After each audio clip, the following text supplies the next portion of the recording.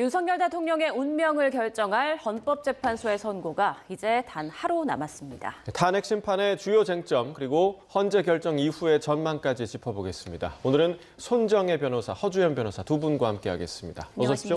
안녕하세요. 네, 이제 내일 이 시간이면 결과가 나오고 정치권 등 양측의 희비가 이제 엇갈릴 텐데요. 지금 헌재는 철통 보안 속에 막판 작업을 하고 있는 것으로 전해집니다. 결정문 보완 작업을 한다고 하는데 이건 구체적으로 어떤 의미인가요?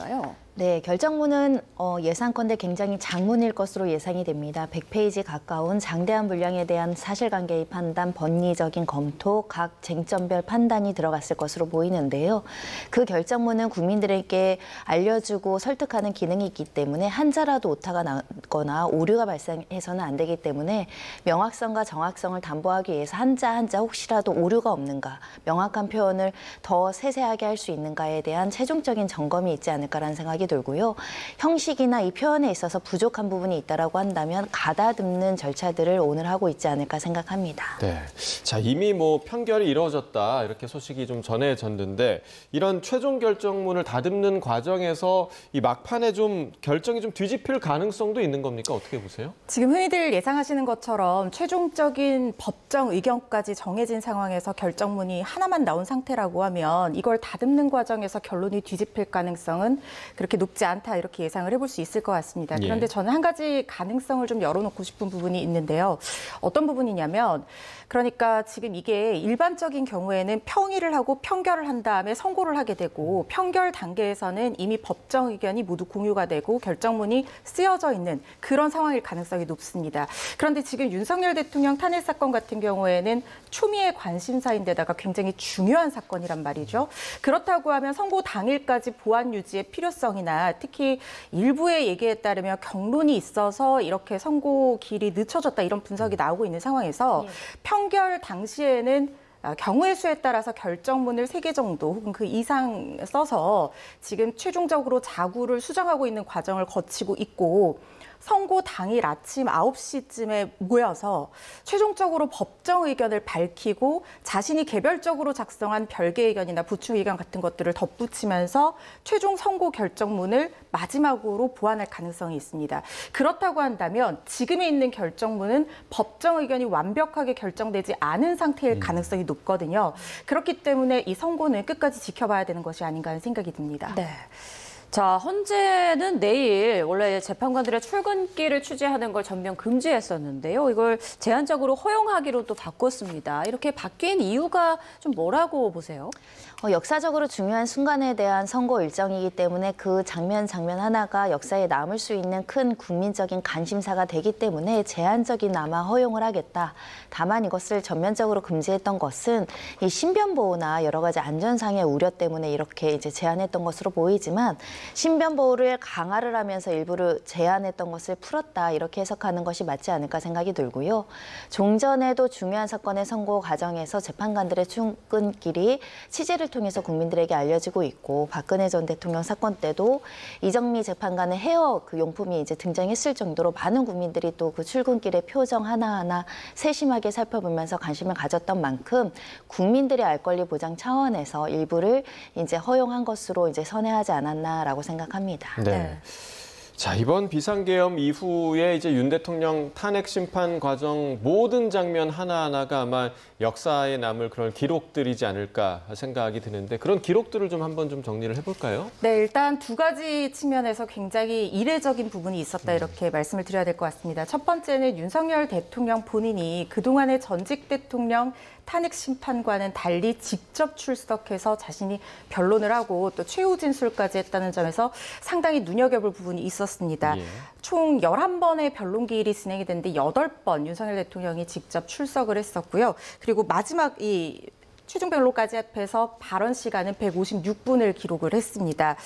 그리고 또 한 가지 주목할 부분은 어떤 것이냐면 굉장히 길게 수기가 이어졌습니다. 이게 역대 대통령 탄핵 심판 중에서 수기 시간이 가장 길었던 탄핵 심판으로 기록될 것이라는 생각이 드는데요.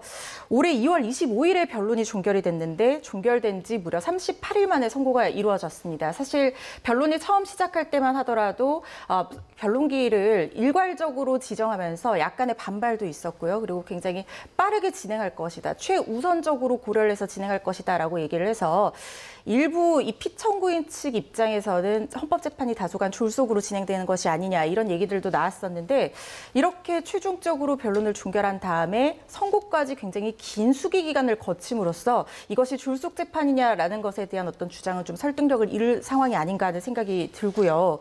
이게 노무현 전 대통령과 비교해 보면 변론 종결 후에 11일 만에 노무현 전 대통령은 결과가 나왔었고 이 박 전 대통령은 2주 14일 만에 선고가 나왔었거든요. 그래서 상당히 긴 어떤 수기 기간이다 이렇게 보시면 될 것 같고요. 윤 대통령 최후 진술 글자 수가 무려 14,811자로 기록이 됐거든요. 대통령이 본인의 어떤 탄핵 심판에 나와서 직접 자신을 항변하고 변수하는 모습이 국민들로 하여금 상당히 이게 이전 대통령의 탄핵 심판과는 달리 여론이 굉장히 극렬하게 부딪히고 양분되는 모습을 보여왔습니다. 수기 기간이 길어질수록 그런 대치도 굉장히 심각해졌었고요. 이런 부분들이 굉장히 기록적인 부분으로 남지 않을까 하는 생각이 듭니다. 예. 네, 이례적 기록적인 일들이 계속 잇따르는 이번 사태였는데 자, 지금 헌재는 긴장감이 감돌고 있습니다. 지금 헌재 상황 잠깐 보겠습니다.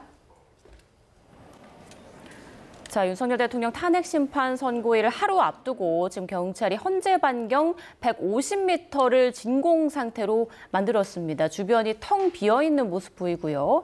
지금 옆으로 보면은 경찰 차벽이 길게 늘어서 있는 모습도 함께 볼 수 있습니다. 네, 헌재 주변 150m가 진공 상태가 지금 되었다라는 소식이 전해졌고요. 경찰 차벽의 모습을 보시고 계십니다. 지금 인근 주변의 통행도 지금 제한이 되고 있는데요. 도로가 통제가 되고 있습니다. 제동초등학교에서 이제 종로 쪽 낙원상가까지 양방향 지금 도로가 통제가 되고 있다고 하고요. 또 율곡로 안국동 사거리에서 율곡 터널, 그러니까 이제 해화동 쪽으로 넘어가는 그 율곡 터널까지도 전면 지금 통행이 제한이 되고 있다라는 소식이 또 들어왔습니다. 네, 원래는 이곳에 이제 천막이 줄지어 늘어서 있었고 릴레이 1인 시위도 이어졌는데요. 경찰의 요청에 따라서 윤 대통령 지지자들이 모인 국민변호인단이 자진해서 천막을 철거한 것으로 전해지고 일부 돗자리를 깔고 농성을 이어가던 지지자들도 어제 통제선 밖으로 이동을 했습니다. 자, 지금 차벽이 보이고요. 일부 이제 통행을 하고 있는 시민들의 모습도 보이는데 이제 도보로 이동하는 시민들의 통행은 어느 정도 좀 허용이 되고 있는 그런 모습이고 또 시위대들은 경찰이 인근 지역에서 좀 해산을 해놓은 그런 상태로 보입니다. 그리고 네. 인근의 안군역도 지금 현재는 1번, 2번, 3번 출구가 폐쇄된 상태라고 하고요. 내일은 안국역을 모두 폐쇄하겠다라는 계획도 밝히기도 했습니다. 네, 헌법재판관 8명 오늘 결정문 막바지 조율을 진행하고 있는 걸로 전해지고요. 사실상 결론을 도출을 했는데 지금 결정문 세부 문구를 다듬는 데 주력하고 있다 이런 소식도 함께 전해지고 있습니다. 네, 헌재 주변에서 또 새로운 소식 들어오는 대로 저희가 계속해서 보여드리도록 하겠습니다. 네, 앞서 전해드린 대로 헌재 재판관들이 이미 평결을 통해 사실상 결론을 확정한 것으로 전해집니다. 네, 윤 대통령 탄핵 심판 과정에서 나왔던 재판관들의 질문을 통해서 그 결과를 유추해 볼 수 있을지 잠시 좀 들어보겠습니다. 증인이 생각하는 이 사건 계엄의 목적은 거대 야당의 경종을 울리고 부정선거의 증거를 수집하기 위한 것, 이렇게 정리하면 됩니까? 네. 이러한 목적을 위해서 비상계엄을 선포할 수 있다, 이렇게 생각을 하시는 거죠? 그 비상계엄 요건은 네. 대통령님께서 판단하시는 것이기 때문에. 네, 그리고 헌재가 유일하게 직권으로 채택한 증인이죠. 조성현 전 수도방위 사령부 제1경비단장에게 한 질문도 이어서 들어보겠습니다. 증인은 00시 31분경부터 01시 사이에 수방사령관으로부터 국회 본청 내부로 진입해서 국회의원들을 외부로 끌어내라는 지시를 받은 사실이 있습니까? 00시 한 45분 어간인데 그렇게 임무를 부여받았고 여러 가지 과정을 통해서 그 임무는 변경되었습니다. 그러니까 정확하게 워딩이 본청 안으로 들어가라, 국회의원을 끌어내라 이렇게 했단 말입니까? 그렇습니다. 내부로 들어가서 의원들을 끌어내라. 네, 그러니까 재판관들의 송곳 같은 질문이 이제 증인 신문에서 이어졌다 이런 평가가 이어졌었는데 먼저 손정혜 변호사님은 어떤 재판관의 질문에 좀 의미가 있었다고 보십니까? 모두 다 의미 없는 질문은 없었을 거라고 생각합니다. 다만 이제 재판관들 중에도 주도적으로 많은 시간을 할애해서 직접적인 질의를 한 재판관들이 대표적으로 한 2명 정도 생각이 나는데요. 정영식 재판관과 김영도 재판관이 구체적인 사실관계에 대해서 좀 불일치하는 증언이 나왔을 때 하나하나 진실을 확인하거나 하나하나 그 증인에게 그 경위를 자세하게 묻는 질문을 해왔기 때문에 사실관계를 구체적으로 파악하는 데 두 재판관들이 굉장히 예리하고 송곳 같은 질문을 했다라고 여겨지는 상황입니다. 특히 각종근 전 사령관 같은 경우는 요원이냐 의원이냐 많은 사회적인 어떤 논란이 야기된 발언과 관련해서도 하나하나의 사실관계를 되짚으면서 진술의 전체적인 취지를 확인하려고 노력하지 않았을까라는 생각이 들고요. 김영도 재판관 같은 경우도 많은 군 사령관들이나 예하 부대원들의 증언과 관련해서 최종적인 그런 지시자는 누구인지를 또 확인하기 위한 질문들도 해서 이 대통령에 대한 구체적인 지시가 있었는지 여부에 대해서도 진실 확인을 위해서 여러 가지 재판 진행 과정에서 질문을 했다는 점에 있어서는 많은 부분들이 재판관들이 궁금해하는 것이 중요한 쟁점이 될 것이다. 이렇게 예상할 수 있는 질문들이 오고 간 것으로 보입니다. 네, 허주연 변호사는 어떤 질문이 좀 기억에 남으십니까? 저 역시 손정혜 변호사님 의견과 마찬가지로 김영두 재판관 그리고 정영식 재판관의 질문이 상당히 인상적인 부분들이 많았다는 생각이 드는데요. 예. 그중에서 김영두 재판관이 이 증인 신문을 이끌어가는 방식이 법조인으로서도 상당히 배울 부분이 많고 의미 있는 부분이 많지 않았나는 생각이 들어서 인상 깊게 봤습니다. 특히 지금 핵심 쟁점이 되고 있는 부분이 이 국회를 봉쇄해서 국회라는 이 헌법이 부여한 국가기관의 어떤 기능 자체를 무력화하려는 시도를 했는가, 이 부분에 대해서 굉장한 공방이 오고 갔거든요. 예. 그 부분에서 김용현 전 장관에게 질문을 하면서 켜켜이 압박해 들어가는 모습에서 마지막에 김용현 전 장관이 나의 기억은 그렇다라고 하면서 당황하는 그 모습이 굉장히 좀 인상적이었어요. 근데 질문 내용이 이제 국회를 봉쇄하려는 시도가 있었냐라고 물었는데 봉쇄라는 게 원래 다 막는 건데 의원들은 들어가게 해줬다. 이렇게 김용현 전 장관 얘기를 했거든요. 그랬는데 의원이 들어가지 않는 모습, 그러니까 못하는 모습, 예를 들면 우원식 의장이 담을 넘는 모습, 이건 전 국민이 지켜본 부분이잖아요. 그런 부분에 대해서 얘기를 하면서 거기에 대해서는 그렇다면 어떻게 항변을 할 거냐 이렇게 다시 한번 질문을 하니까 김용현 전 장관이 당황하면서 들어갈 수 있지 않았냐, 나는 다 들어간 걸로 알고 있다라고 얘기를 하는 모습에서 많은 분들이 좀 비슷한 인상을 느꼈을 거라는 생각이 들고, 이렇게 날카롭게 질문하는 것과는 또 반대로 이진우 수방사령관에게는 이 상당히 증인의 입장에 공감하는 어떤 당신도 어려운 입장이 있는 것을 알고 있다. 그리고 어떤 형사적인 어떤 문제가 있기 때문에 여기서 모든 걸 다 얘기는 하지 않아도 괜찮다. 그렇지만 아까 주성현 단장 신문을 국회 지금 헌재 측에서 유일하게 신청한 증인이었잖아요. 네. 주성현 단장이 이진우 수방사령관의 지시에 따라서 나왔던 사람이거든요. 그러니까 주성현 단장이 부하인데 만약에 당신이 이 부분에 대해서 증언을 만약에 자신이 책임이 져야 된다는 어떤 취지의 증언을 하게 된다고 하면 주성현 단장도 마찬가지로 증언을 하게 될 수밖에 없다.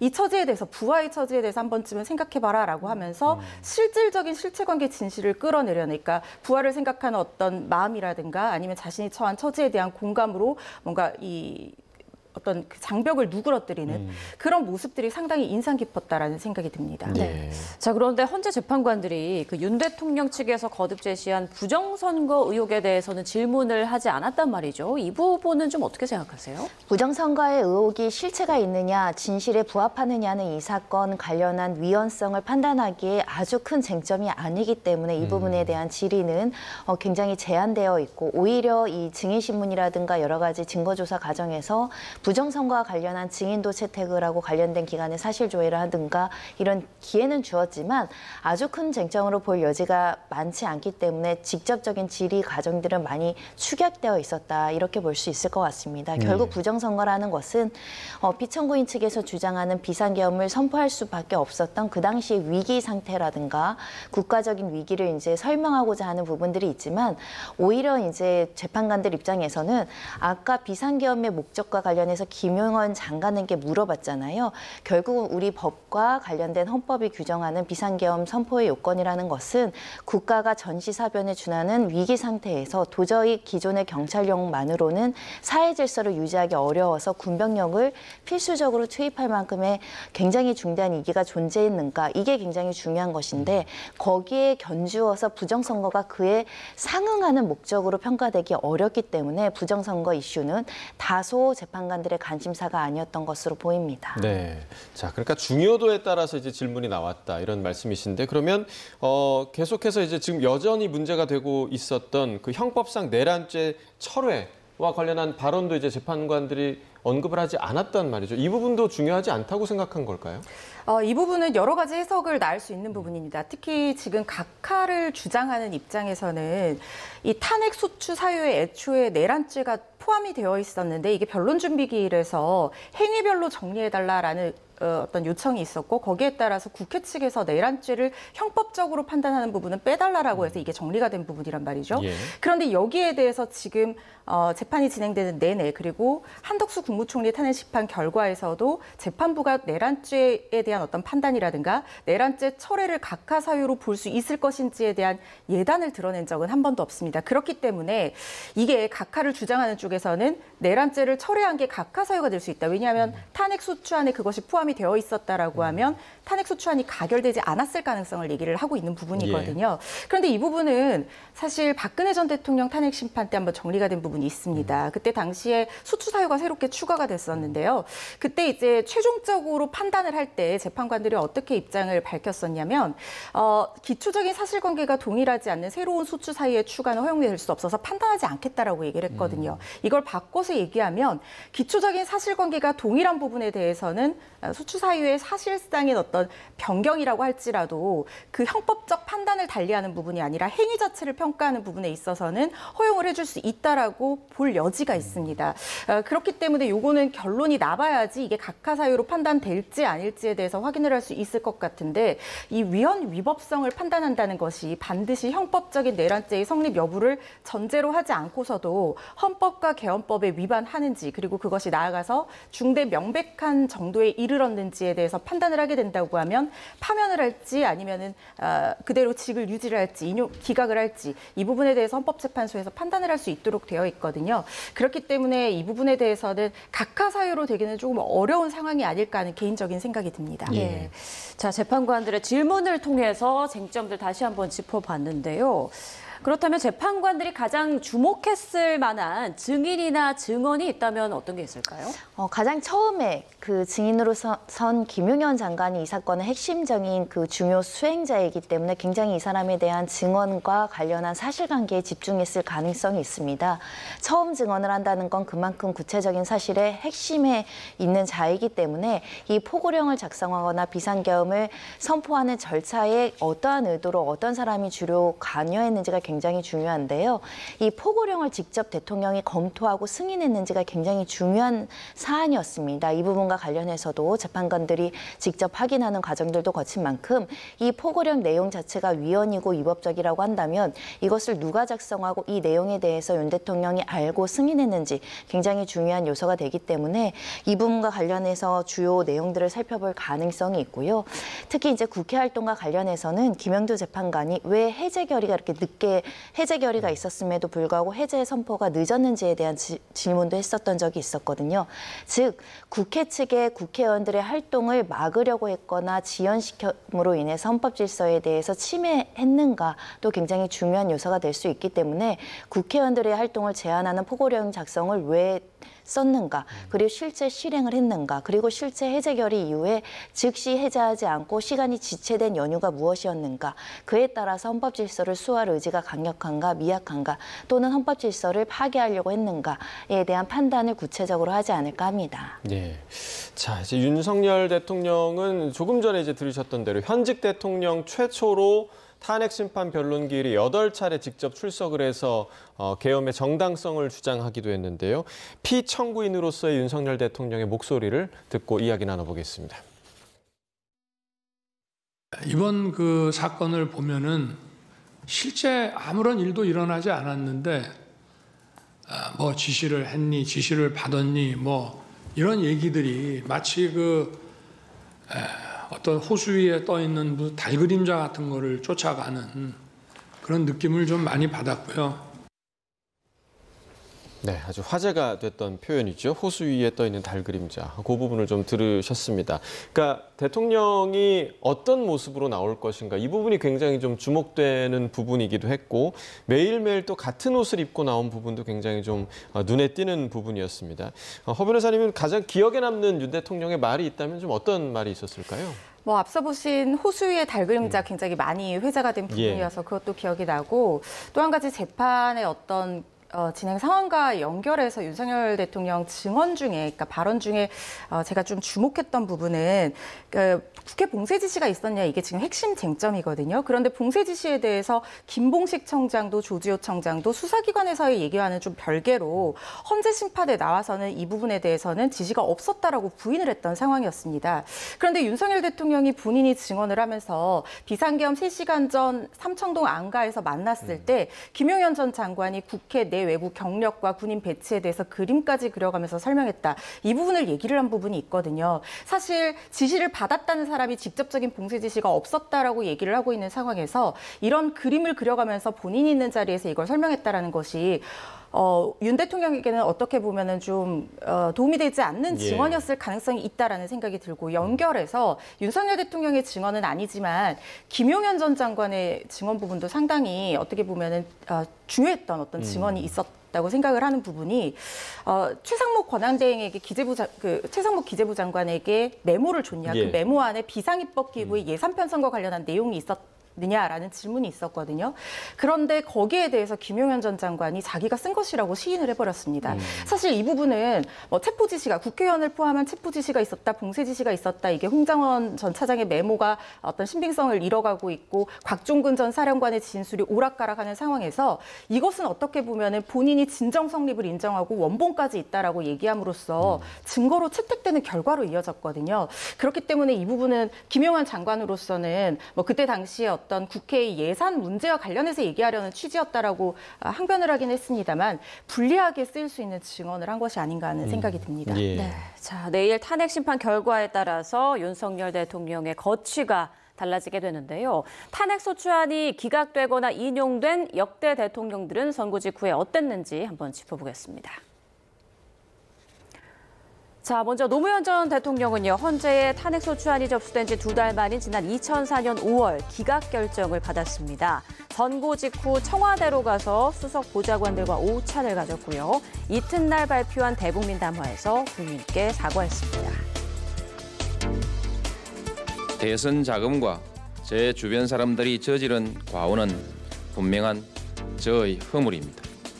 이 자리에서 다시 한번 국민 여러분께 심심한 사죄의 말씀을 올립니다. 그리고선 앞으로 안정적으로 국정관리에 주력하겠다며 국민과 국가의 장래를 위해 꼭 필요한 일이라면 꿋꿋하게 원칙을 지키면서 해나가겠다고 강조했습니다. 이어서 박근혜 전 대통령은요, 탄핵소추안 접수 석 달 만인 2017년 3월 10일에 파면됐습니다. 선고 직후 이사 준비에 들어가고요. 이틀 뒤인 12일 저녁 청와대를 나와서 삼성동 사저로 향했습니다. 당시 청와대 대변인을 통해 진실은 반드시 밝혀진다고 믿는다라는 입장을 밝혔는데요. 헌재 결정에 대한 승복이나 화합에 대한 메시지는 없었습니다. 제게 주어졌던 대통령으로서의 소명을 끝까지 마무리하지 못해 죄송하게 생각합니다. 시간이 걸리겠지만 진실은 반드시 밝혀진다고 믿고 있습니다. 네, 국회에서 탄핵 소추된 전직 대통령의 모습 보고 왔는데요. 그러니까 내일 주문이 낭독되는 즉시 효력이 발생을 하는 거죠? 네, 파면이라는 국민의 시인님에 대한 배반이 있다라고 한다면 그 직을 상실하는 선고가 즉시 효력을 발생한다라고 말씀드릴 수 있고요. 신분상으로는 바로 전직 대통령의 신분으로 이제 변화가 되기 때문에 예우나 여러 가지 경우도 현직과 전직의 차이가 있을 수 있다 이렇게 말씀드릴 수 있고, 반대로 탄핵이 기각된다고 한다면 직무정지 상태가 즉시 이제 해제돼서 효력이 발휘되지 않습니다. 그런 만큼 즉시 복귀해서 대통령직으로서의 업무를 수행할 수 있는 지위에 다시 서게 된다 이런 말씀을 드릴 수 있고요. 헌법재판소법에 따르면 다 파면이 된다고 하더라도 민형사상의 어떤 책임을 면제하지 않는다거나 공무단임권이 한 5년간 제한된다 이런 별도의 규정이 있어서 이 탄핵 심판이 인용될지 기각될지에 대해서 지에 따라서 신분의 효과는 상당히 달라질 수 있습니다. 네. 자, 네, 그럼 이 시각 헌재 상황 다시 한번 보고 계속 이야기 나눠보겠습니다. 네, 앞서 말씀드린 대로 경찰은 지금 헌재 주변 반경 100m에서 150m로 넓힌 통제선을 더 확대를 했고요. 통제선 밖에서 진행되는 탄핵 찬반 집회 참가자들 사이 충돌을 막기 위해 인사동 일대 완충구역도 설정할 계획입니다. 네, 현재 보시는 것처럼 지금 아래쪽에 경찰의 차벽이 지금 형성돼 있는 모습을 보실 수가 있고요. 현재 제동초등학교에서 낙원상가까지 양방향 도로가 통제가 되고 있고, 또 율곡로 안국동 사거리에서 율곡 터널까지도 전면 차량의 통행이 제한이 되고 있습니다. 네, 자 원래 지금 보시는 이곳에 천막들이 좀 줄지어 늘어서 있었습니다. 그리고 릴레이 1인 시위도 이어진 상황이었는데요. 자 경찰 요청에 따라서 윤 대통령 지지자들이 모인 국민변호인단이 먼저 자진을 해서 천막을 철거했고요. 돗자리를 깔고 농성을 이어가던 지지자들도 어제 통제선 밖으로 이동하면서 지금은 뭔가 적막한 느낌마저 들 정도로 좀 텅 비어 있는 그런 모습입니다. 네, 그리고 서울 지하철 3호선이죠. 안국역은 1, 2, 3번 출구가 폐쇄됐고요. 내일은 안국역 모두 폐쇄되고 또 무정차 운행을 한다는 계획도 밝히기도 했습니다.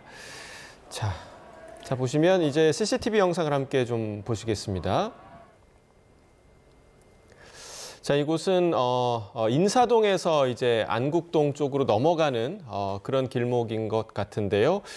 지금 차벽이 위쪽에 형성되어 있는 모습을 보실 수가 있고, 아래쪽은 일부 좀 천막이 형성되어 있는 모습을 보실 수가 있습니다. 네, 비상행동 등 탄핵 찬성단체는 어제 저녁까지 1박 2일 집회를 마치고 오늘 저녁 7시부터 안국역 6번 출구 근처에서 다시 철야 농성을 들어간다고 합니다. 또 전광훈 목사가 이끄는 대국분 등 탄핵 반대 단체는요.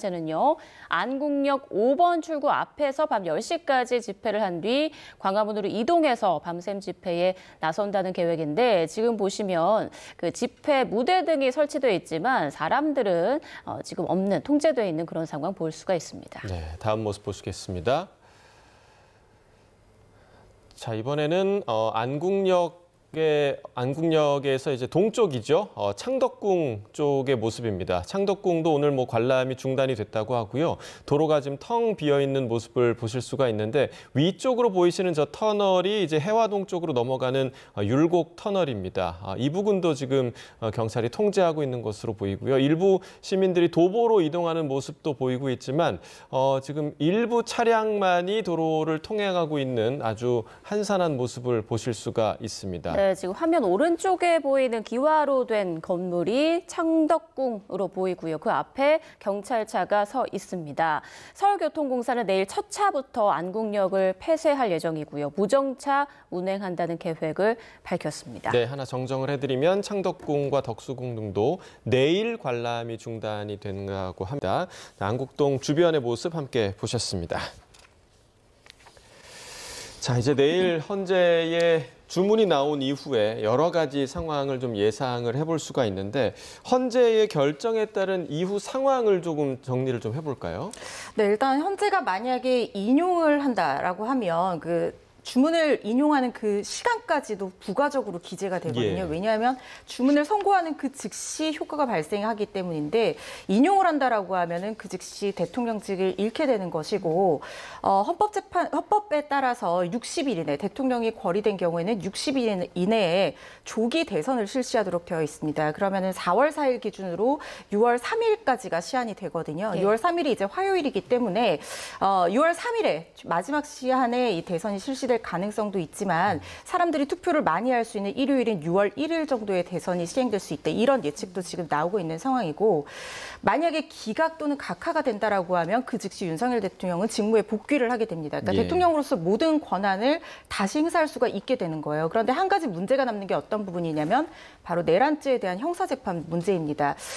우리 법에서 현직 대통령은 이 형사상 재직 당시 형사상 소추를 받지 아니한다라고 규정을 하고 있습니다만은 내란죄라는 것은 이 소추에 예외되는 범죄에 해당하거든요. 그런데 문제는 뭐냐면 이 소추 안에 기소만 포함을 할 것인지 아니면 재판을 받는 것까지 포함될 것인지 그리고 이미 진행 중인 재판 현직 대통령으로서 복귀를 했을 때 어떻게 진행할 것인지에 대해서 아직까지 선례가 없는 상황입니다. 그렇기 때문에 이 부분에 대해서는 굉장한 논란의 여지가 있을 수 있고 저의 개인적인 판단으로는 재판이 정지가 되거나 설령 진행이 돼서 만약에 무죄가 나면 상관이 없겠지만 유죄로 형이 확정이 된다고 하더라도 최소한 형의 집행은 국정공백을 최소화하고 직무집행의 안정성을 기하기 위해서 임기가 마치고 나서 이루어질 것이라는 예상이 되기는 합니다만 이 부분에 대해서는 정해진 것은 아직까지 없는 상황이기 때문에 치열한 공방이 일 것이다라고 생각하는 부분입니다. 네, 그러니까 내일 선고 결과에 따라서 형사재판의 향방도 좀 달라질 수 있다 이런 말씀해 주셨습니다.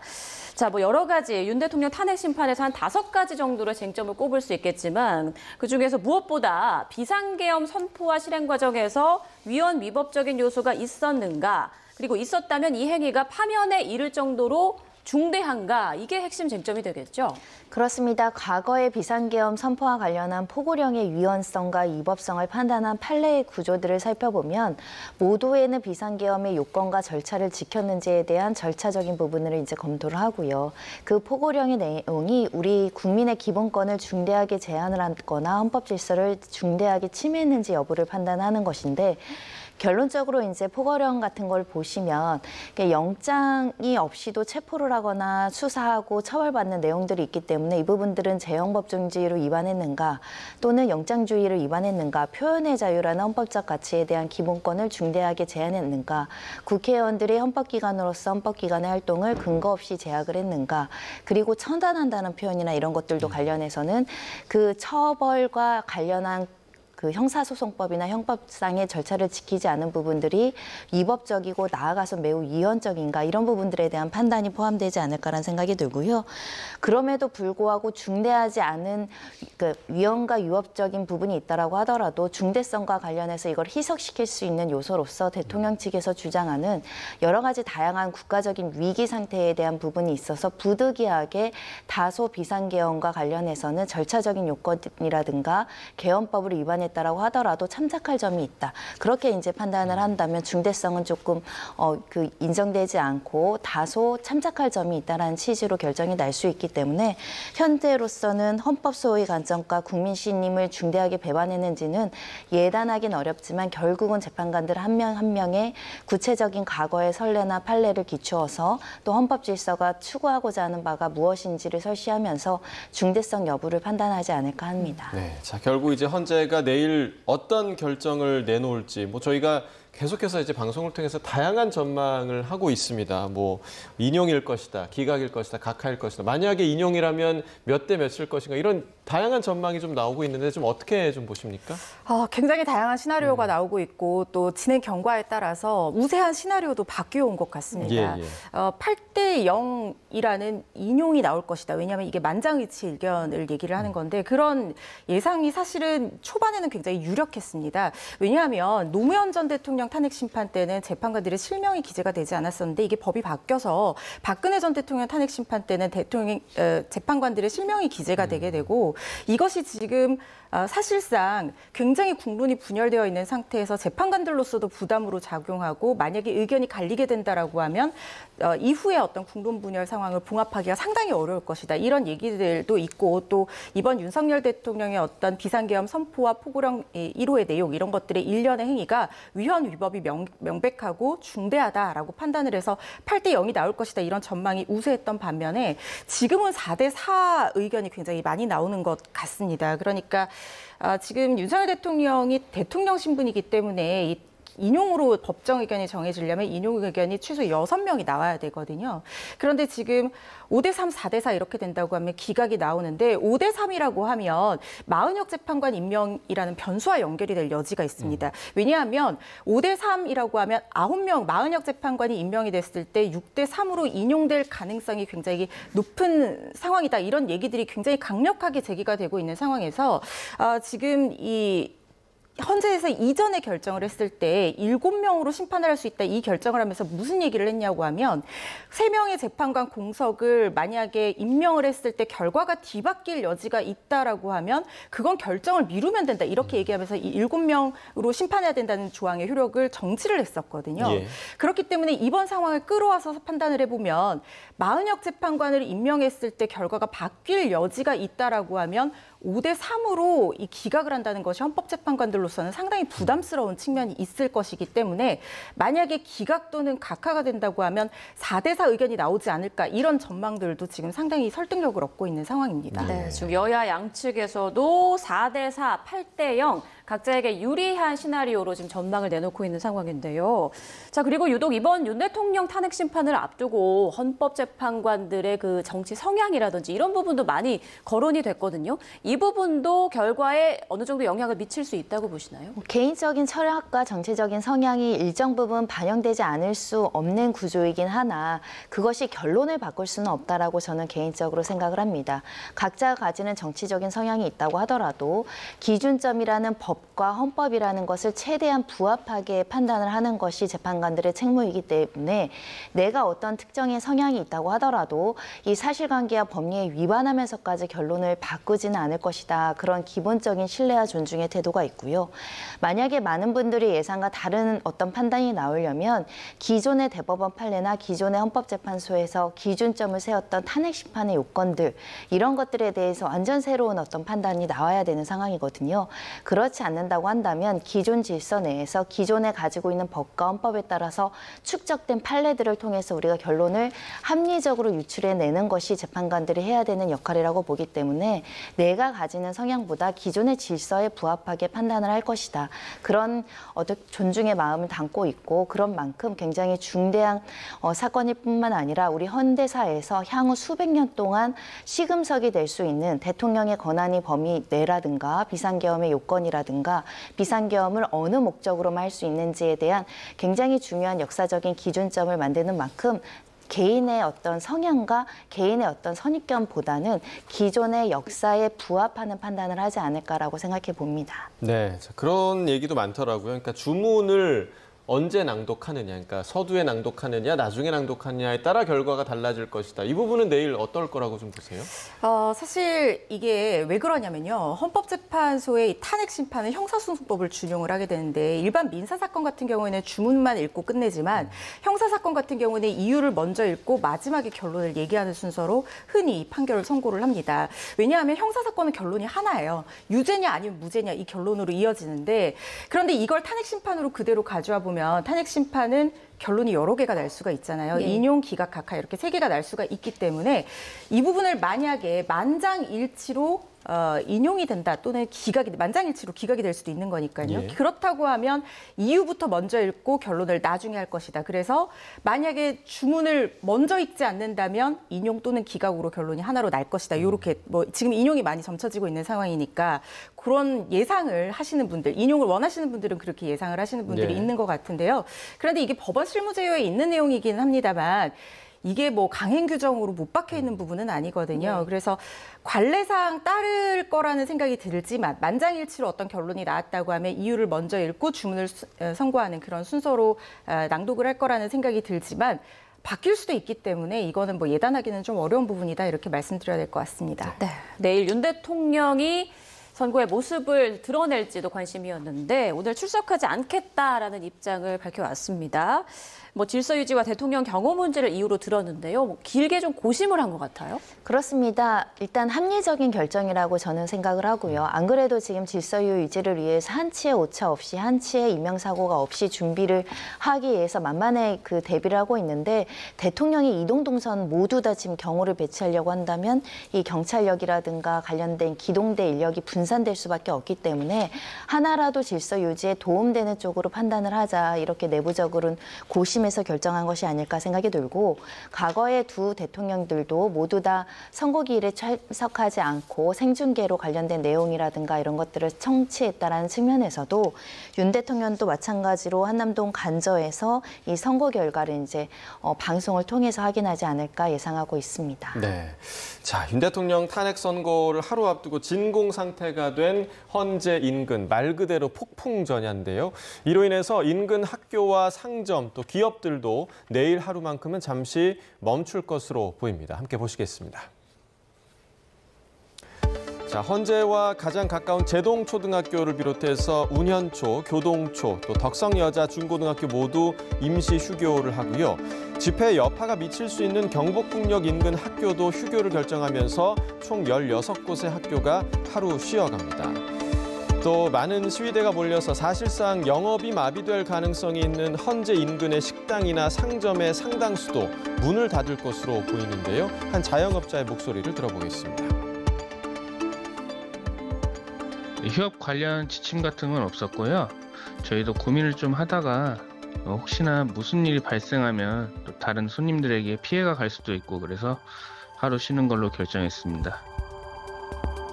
네, 헌재 인근에 사옥이 있는 기업들도 선고일 대비에 나섰는데요. 헌재 바로 다음 골목에 위치해 있는 현대건설과 현대엔지니어링 최소 인원을 제외한 전 임직원의 재택근무를 결정했습니다. 또 집회 시위가 예상되는 광화문과 시청 인근에 위치한 기업들이죠. KT와 대한항공, 또 LG생활건강 등의 회사들도 직원들에게 재택근무나 휴가 사용을 권고한 것으로 알려졌습니다. 자, 지금 헌재 주변에 이제 진공 상태가 됐다라는 모습도 저희가 조금 전에 보여드리기도 했고, 또 헌재 인근에서 충돌이 벌어지지 않게 완충 공간을 미리 확보했다라는 소식도 들렸는데 이게 또 어떤 의미입니까? 지금 100m에서 150m까지 진공 상태를 만들겠다라고 얘기하는 것은 사실상 집회 시위를 하는 인원 또는 기자회견을 하기 위해서 들어가는 인원들을 모두 차단하겠다. 접근 자체를 차단하고 그 주변에 모두 위해 요소를 미리 없애겠다라는 그런 어떤 경찰의 결정이라는 생각이 듭니다. 예.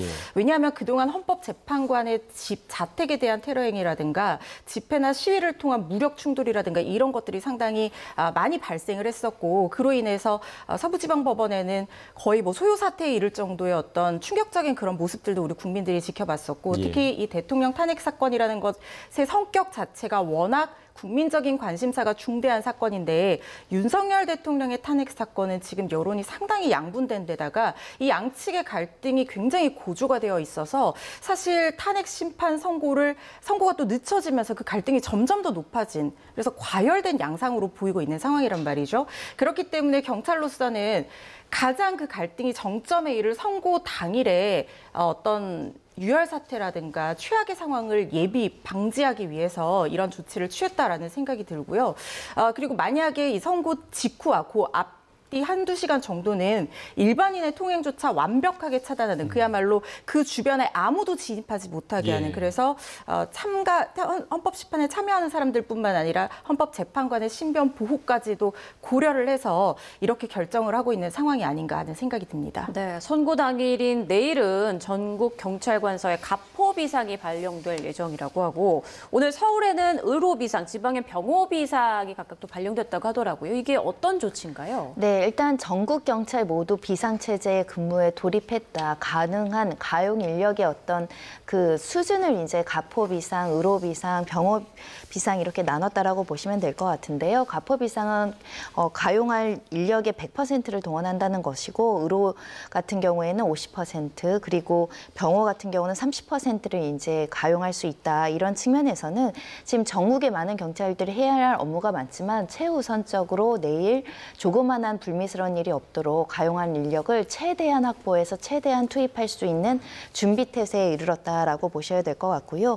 그런 만큼 조금이라도 폭력적인 사건이 발생하거나 폭력적인 행동을 준비하는 행위 모두 다 예방해야 되고, 특히 적발 즉시 적절한 조치가 있어야 되지 않을까 합니다. 네, 자 마지막으로 이제 잠시 뒤에 5시에 결과가 나온다고 조금 전에 들으셨습니다. 그러니까 헌재가 일반 국민 방청석도 지금 배정을 했는데 20석에 불과하긴 하는데 지금 9만 명이 넘는 신청자가 몰렸다고 하더라고요. 그만큼 관심도가 높은 걸 좀 보여주고 있죠? 네, 아까 제가 말씀드린 지금 과열된 분위기를 어떻게 보면 이 수치로도 확인을 할 수가 있다, 이런 생각이 드는데요.